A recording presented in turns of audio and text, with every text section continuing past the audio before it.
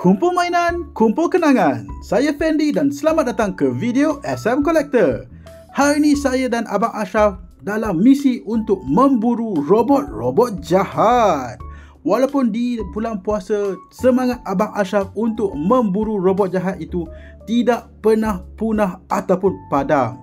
Kami terus menerjah ke pusat kawalan yang mempunyai robot jahat tersebut untuk lihat robot jahat mana yang boleh kita tangkap kali ini. Masuk saja ke pusat kawalan tersebut, Abang Ashraf terus meluru mencari robot-robot jahat. Adakah dia berjaya menjumpai robot jahat yang dicari-carinya? Nampak tak Abang Ashraf? Dia dah cari. Tak jumpa. Nampak kat pusat kawalan ni ada Pokemon lah. Tak apa. Kita buat satu pusingan U-turn mencari. Mana tahu robot-robot jahat ini dah bersembunyi takut dengan kehadiran Abang Ashraf. Dan berjaya kita tawan satu robot jahat. Mari kita suruh Abang Ashraf pilih robot mana yang perlu kita tangkap dan bawa balik.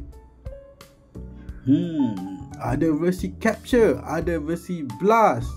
Perlukah kita tawan robot capture ni ataupun kita tawan robot versi blast? Tak apa, kita letak dulu capture, kita tengok.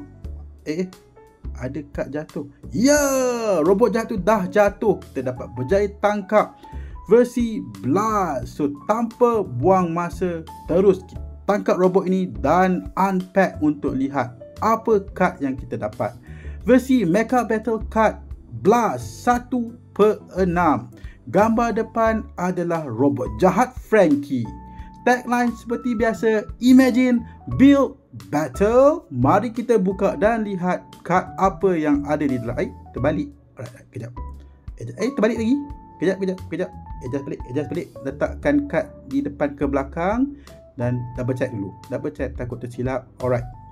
So, marilah kita lihat. Kad pertama kita adalah kad cara permainan. So, kita kena ketepikan cara permainan ni dan tengok kad kedua kita adalah dadu, attack, kuasa dan juga efek. Alright, not bad. Okay.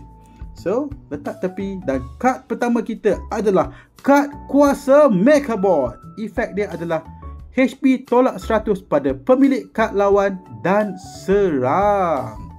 Seterusnya adalah kad Jet Seize. HP 300, attack pula 100. Efek pemilik kad ini hilang giliran menyerang. Kad seterusnya adalah kad Plastico. HP 150, attack 100. Efek pula pemilik kad ini membuat pusingan semula. Yang seterusnya adalah kad kuasa Mecha Hover Tank. Efek dia adalah attack kali 3 pada kad Amato dan serang. Hanya sekali serangan sahaja. Kad seterusnya adalah kad Mara versi Pixel ala-ala Minecraft.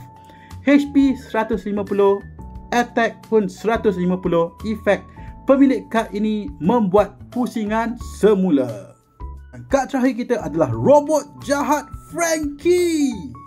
HP 300, attack 100. Efek pula attack pemilik kad ini terkena pada diri sendiri. Mantap Frankie ni.